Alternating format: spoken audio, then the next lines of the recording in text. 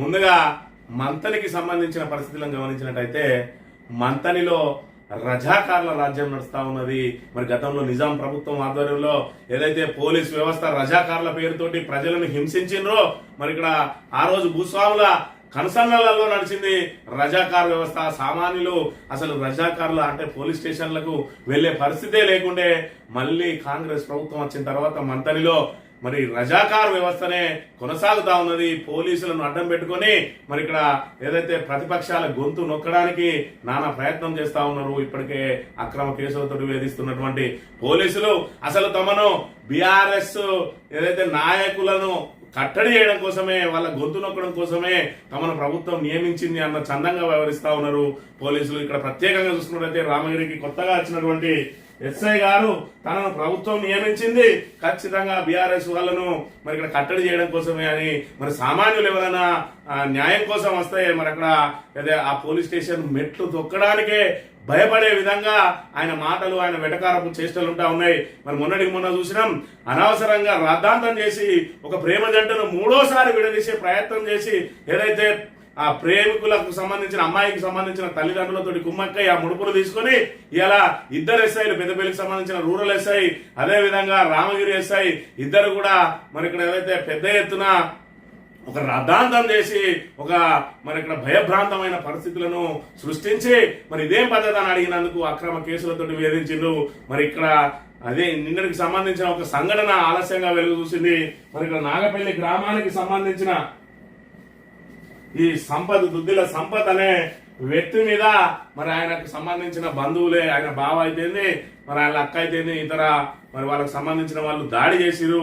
మరి అక్కడ పరాటా చెక్కలతోటి పీట చెక్కలతోటి కొడితే ఆయన కుడికాలు ఫ్రాక్చర్ అయింది. దీని మీద మరి ఆయన ఎఫ్ఐఆర్ ఏదైతే పోలీస్ స్టేషన్ లో ఫిర్యాదు చేయడం జరిగింది. పోలీస్ స్టేషన్ లో ఫిర్యాదు చేస్తే ఆయన మీద కేసు నమోదు చేసిండ్రు. కేసు నమోదు చేసి ఇక్కడ చూసుకున్నట్టయితే 118 సెక్షన్ కింద కేసు నమోదు చేయడం జరిగింది.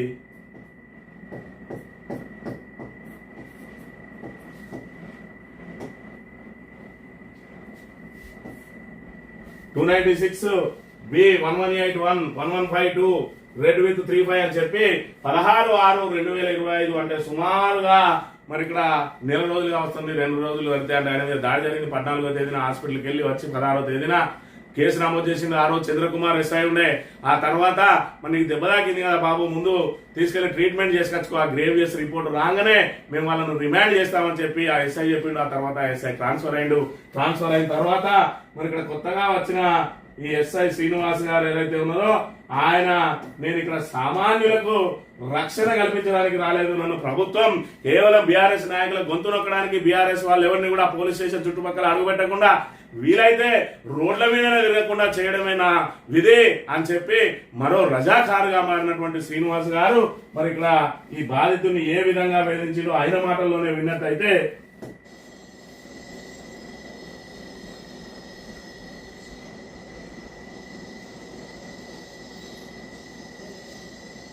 పోయిన నెల 14వ తారీఖు నాడు నాకు వాళ్ళు రుద్రారం జిల్లా వచ్చి నన్ను కొట్టిపోయారు వల్లే నేను 16 హాస్పిటల్ పోయినా, 108లో గవర్నమెంట్ హాస్పిటల్ పోయినా.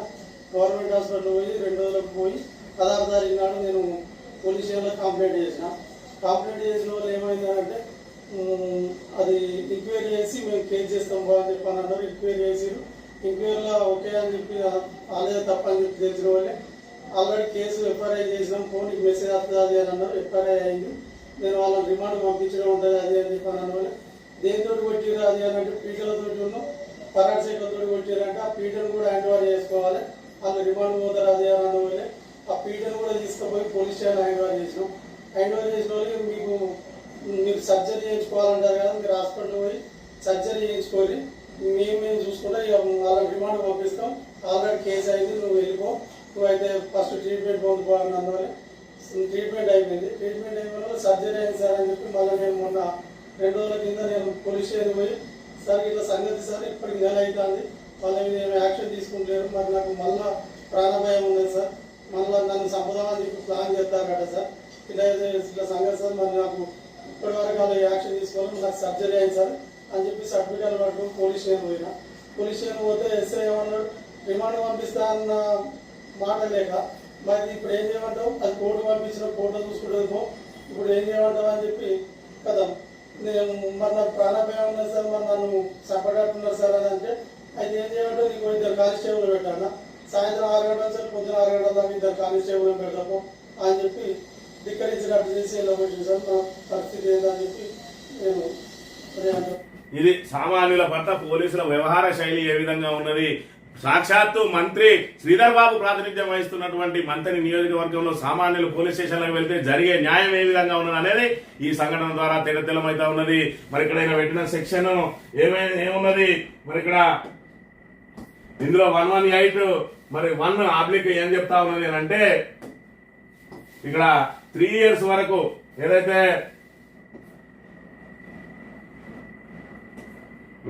whoever expect the case provided for the subsection 1 of section 120 voluntary causes art by means of any instrument for shooting, sibling or cutting or any instrument which used as a weapon of offense is likely a cause death or by means of fire or any heated substance or by means of any poison or any corrosive substances or by means of any explosive substances or by means of any substance which it is deleterious to the human body to inhale, to swallow or to receive into the blood or by means of any animal shall be punished with imprisonment of either description for a term which may extended to 3 years అని చెప్పి మరి ఇక్కడ ఏదైతే గాయపరిచింది అనుకోండి, మరి ఇక్కడ దేంతోడైనా గాయపరిచినప్పుడు మరి ఇక్కడ సెక్షన్ 118/1 పెడతారు.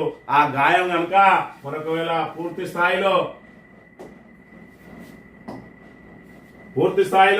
మరి ఇక్కడ గ్రేవియస్ హర్ట్ గా మారిందనుకో దాని పనిష్మెంట్ వచ్చేసి మరి ఇక్కడ మోర్ దెన్ అంటే ఇంప్రిజన్మెంట్ ఎంత ఉంటుంది అంటే అది లైఫ్ టైం కూడా ఇంప్రిజన్మెంట్ పడే అవకాశం ఉంటుంది, లేదంటే సంవత్సరం నుంచి 10 సంవత్సరాల వరకు అది కోర్టు నిర్ణయిస్తుంది. కానీ దీనికి మాత్రం ఖచ్చితంగా మరి ఏదైతే ఫస్ట్ వాళ్ళని మాత్రం ఖచ్చితంగా అరెస్ట్ చేయాలి. Imprisonment for a term not less than 1 year but up to 10 years or imprisonment for life ఏదైనా మరి ఇక్కడ కోర్టు నిర్ణయం తీసుకుంటది. మరి ఇక్కడ 118 ఏదైతే ఉన్నదో బొక్కలు ఇంజూర్ అయినా ఇంకేం ఇంజూర్ అయినప్పటికీ కూడా మరి ఖచ్చితంగా వాళ్ళను ఏదైతే దీనిలోకి మార్చేసి మరి ఇక్కడ ఏదైతే ఛార్జ్ షీట్ లో 118/1 118(2) గా మార్చి వాళ్ళను రిమాండ్ చేయాలి. మరి ఏమైంది సార్ నన్ను చంపుతానికి మళ్ళీ బెదిరిస్తా ఉన్నారు, ఏం చేసినావు అని చెప్పి మరి ఇక్కడ మళ్ళీ బెదిరిస్తా ఉన్నారు అంటే వాళ్ళకి అండగా వాళ్ళని నిలిచి రిమాండ్ చేయాల్సిన ఎస్ఐ వెటకారపు మాటలు మాట్లాడుతా ఉన్నాడంటే మంత్రి నియోజకవర్గం శ్రీధర్ బాబు సొంత నియోజకవర్గం మంత్రిలో పోలీస్ స్టేషన్లలో ఏ పరిస్థితి ఉన్నది, సామాన్యులకు ఏ విధంగా న్యాయం జరుగుతా ఉన్నది అనే విషయాన్ని మనం ఇక్కడ ప్రధానంగా గమనించాలి. ఇక్కడ నాన్ బెయిలబుల్ సెక్షన్లను పక్కకు పెట్టి మరి వాళ్ళని అరెస్ట్ చేయకుండా 1 రోజుల నుంచి కాలయాపన చేస్తా ఉన్నాడు. ఈయన వచ్చి ఇంకా 1 రోజులు కూడా కాలేదు, ఇలాంటి చర్యలకు పాల్పడతా ఉన్నాడు. మరి ఇక్కడ చూసుకున్నట్టయితే మరి ఏదైతే సంబంధం లేని అంశంలో కావాలని కేసులు పెట్టి ఇవాళ అది నాన్ బెయిలబుల్ సెక్షన్ కాకపోయినప్పటికీ 7 సంవత్సరాల లోపు మరి ఇక్కడ శిక్ష పడేటికి స్టేషన్ బెయిల్ ఇవ్వాలని ఉన్నా కూడా రాత్రి హైడ్రామా సృష్టించి మరి నన్ను మాత్రం పూర్తి స్థాయిలో అక్కడ ఏదైతే మెజిస్ట్రేట్ ముందర హాజరుపరిచి రిమాండ్ చేయడానికి జైలుకు పంపించడానికి నానా తంటాలు పడరు పోలీసు యంత్రాంగం అంతా కూడా అనే విషయాన్ని మనం ఇక్కడ ప్రధానంగా గమనించాలి. ఇక్కడ చూసుకున్నట్టయితే మరి ఏదైతే రజాకార్ వ్యవస్థ అని ఎందుకంటున్నాం అంటే ఇక్కడ ఒక భవానీ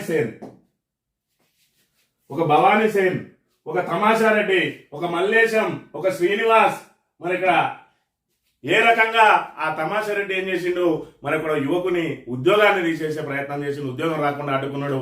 ఒక భవానీ సేన్ ఒక తోటి మహిళా సిబ్బంది మీద పోలీస్ స్టేషన్ కి సంబంధించిన పోలీస్ సిబ్బంది మీదనే అత్యాచారానికి పాల్పడ్డాడు. మల్లేశం తన సొంత క్యాస్ట్ కాబట్టి ఆ అమ్మాయి తల్లిదండ్రులకు మరి ఇక్కడ అండగా నిలిచి ముచ్చటగా 3వసారి ఆ ప్రేమ జంటను విడదీసే ప్రయత్నం చేసిండు. శ్రీనివాస్ వాళ్ళతోటి కుమ్మక్కై మరి ఇక్కడ భయభ్రాంతులను గురి చేసి ఆ అమ్మాయిని వాళ్ళకి అప్పచెప్పి ఆ 3వసారి విడిపోయే కుట్రలో ఆయన భాగస్వామి కాబోతా ఉన్నాడు, కావడానికి ప్రయత్నం చేసిండు. ఈ రకంగా మంత్రిలో పరిస్థితులు ఉంటే ఉన్నతాధికారులు పట్టించుకోకపోతే మరి దీనికి న్యాయం చెప్పేది ఎవరు? ఒకవైపు కేవలం అధికార పార్టీకి సంబంధించిన వాళ్ళకి మాత్రమే మేము పనులు చేస్తామని చెప్పి వీళ్ళు చెప్తా ఉంటే మరోవైపు ఉన్నతాధికారులు కూడా కళ్ళు మూసుకుంటే ఎట్లా? ఈరోజు న్యాయ వ్యవస్థకు న్యాయ దేవతకే మరి ఉన్న కళ్ళ గంతలు విప్పేసిండ్రే. మరి ఇక్కడ మీరు చట్టానికి సంబంధించిన పోలీసు ఉన్నతాధికారులు మీరు కళ్ళ గంతలు కట్టుకుంటే ప్రజలకు ఏ విధంగా న్యాయం జరుగుతుందో ఒకసారి సిపి గారు ఆలోచన చేయాలి, డీసీపీ గారు ఆలోచన చేయాలి. ఇలాంటి వాళ్ళను రజాకారులలాగా జనాల మీదకి వదిలితే వాళ్ళు ఇక్కడ కర్కశబ్దంతో మరి సామాన్య ప్రజలకు న్యాయం అందకుండా ఏ విధంగా అడ్డుకుంటా ఉన్నారు. మేము కేవలం కాంగ్రెస్ పార్టీకి సంబంధించిన వాళ్ళకు మాత్రమే పనిచేస్తాం, బీఆర్ఎస్ ను అనగదొక్కడానికే మమ్మల్ని ప్రభుత్వం నియమించిందన్న చందంగా ఈ పోలీసులు వ్యవహరిస్తా ఉన్నారు, ఇష్టారాజ్యంగా వ్యవహరిస్తా ఉన్నారు. దీని కనుక ఉన్నతాధికారులు పట్టించుకోకపోతే మీరు ఈ విధంగానే కళ్ళ గంతలు కట్టుకొని ఉంటే ఈరోజు న్యాయ వ్యవస్థ కళ్ళ గంతలు విడిపోయినాయి. మరి ఇక్కడ అందరూ కూడా న్యాయస్థానాలను ఆశ్రయించక తప్పని పరిస్థితి, న్యాయం అక్కడి నుంచే పొందాల్సిన దుస్థితి ఈరోజు మంత్రి నియోజకవర్గం అయినటువంటి మంత్రిలో పరిస్థితులు ఈ విధంగా ఉన్నాయని చెప్పక తప్పదు.